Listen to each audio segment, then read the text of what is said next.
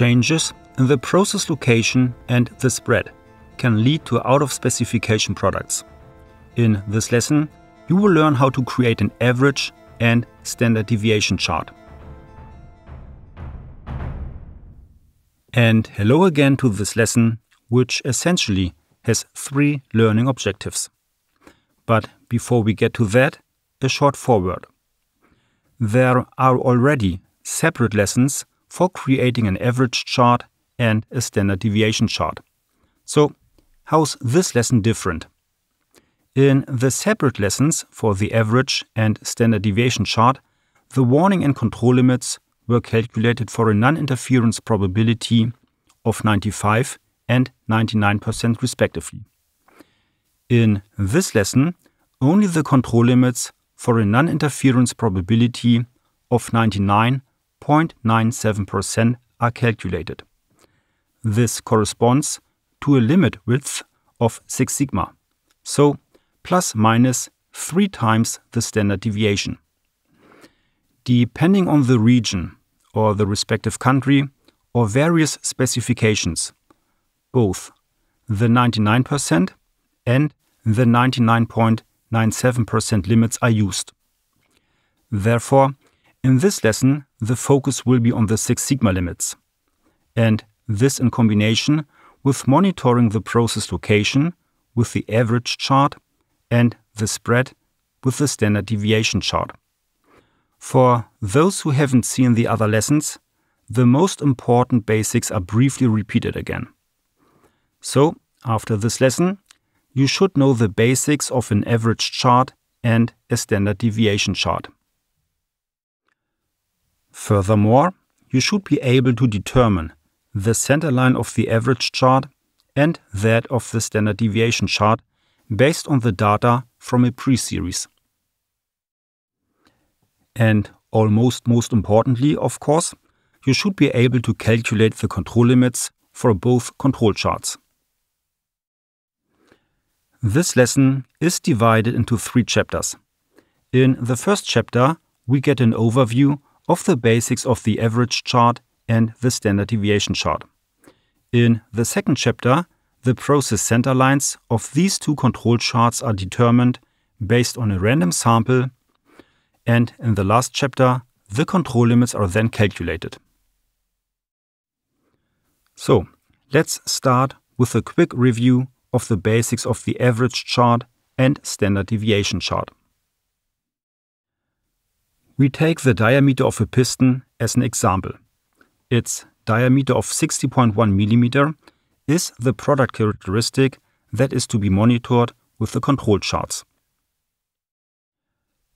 When we speak of the average or mean, we mean the arithmetic mean.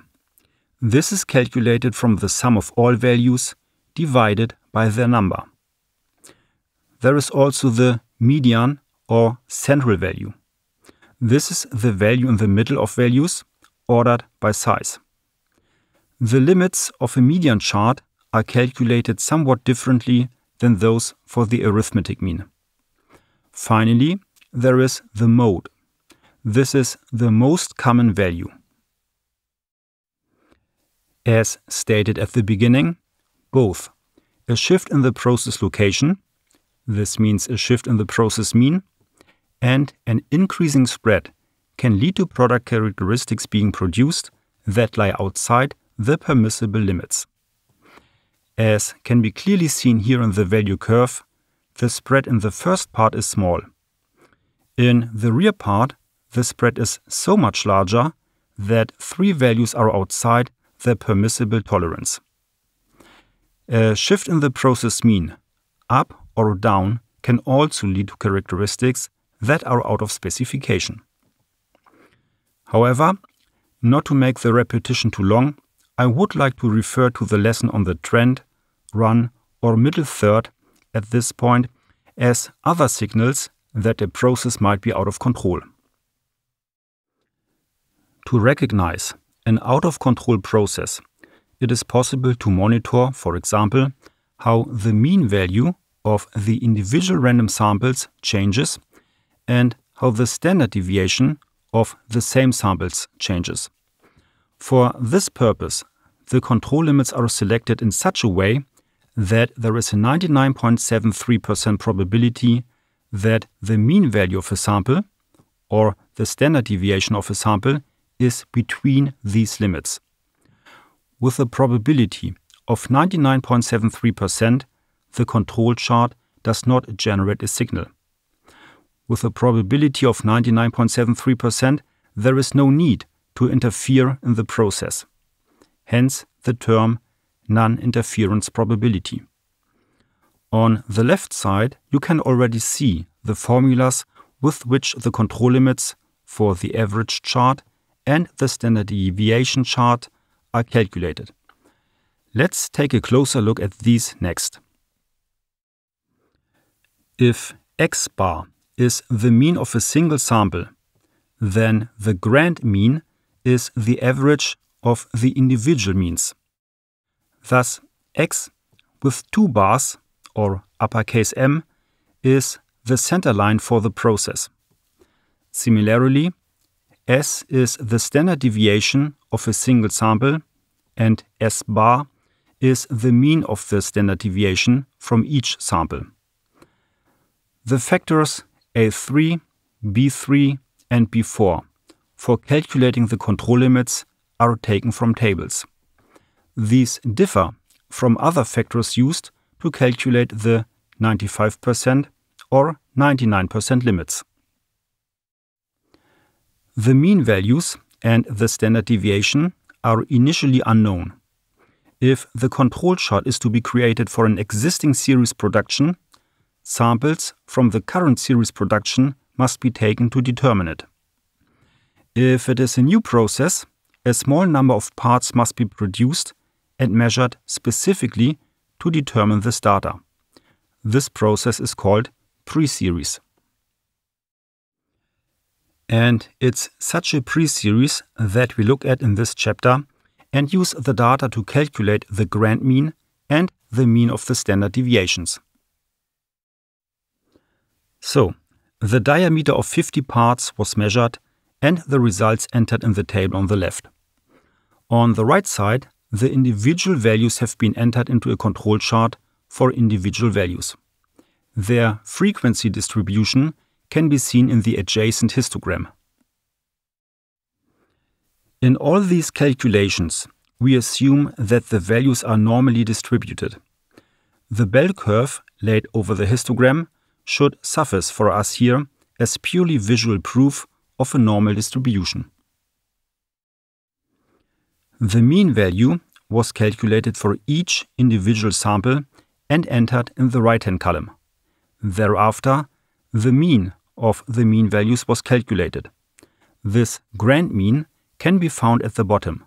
Its value is 60.105 mm. This is the process center line. The same was done next for the standard deviation. For each sample, the standard deviation was entered in the table, and at the end, the mean of the standard deviations was calculated.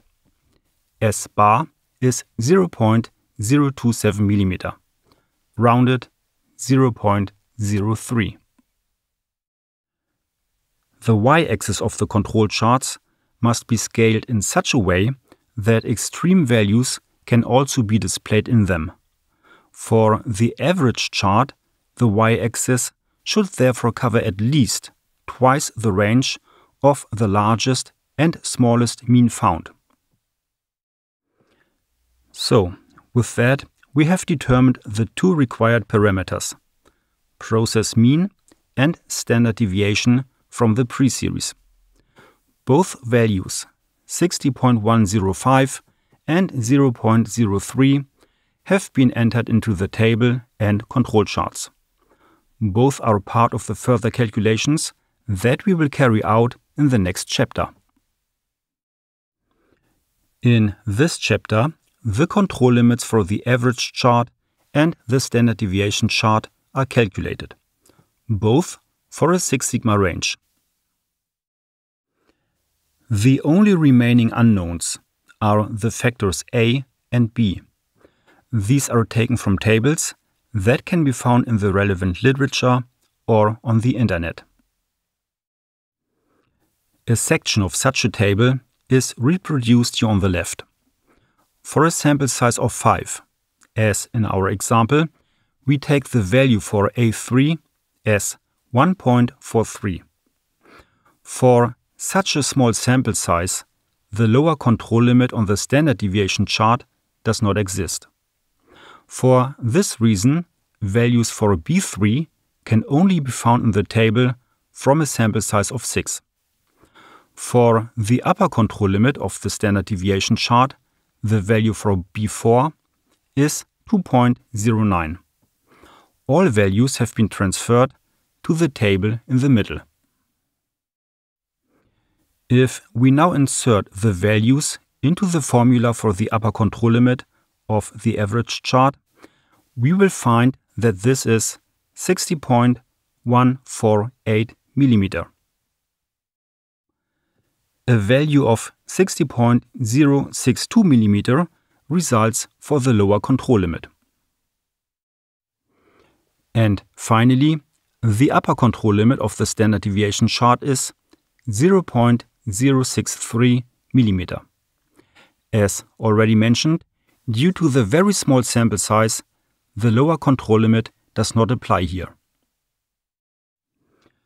The probability that a value exceeds the control limits is less than 0.27%. When such an unlikely event occurs, it is an indication that the process may be out of control. The cause then must be found and the process readjusted if necessary. Both the average chart and the standard deviation chart can show such an event independently of each other. Because with the average chart, changes in the process location are monitored, and with the standard deviation chart, changes in the process spread are monitored. Well, that was a lot of new information. Therefore, I would like to conclude by repeating the 4 most important key messages. The average chart monitors the centering of the distribution of data from the process. The standard deviation chart monitors the width. This is the spread of the distribution. The control limits are set in such a way that there is a 99.73% probability that no interference in the process is required. A value outside the control limits indicates an out-of-control process. A readjustment might be necessary. If you found this lesson helpful, please let me know and leave a comment. Thank you for that, take care and see you next time. Bye!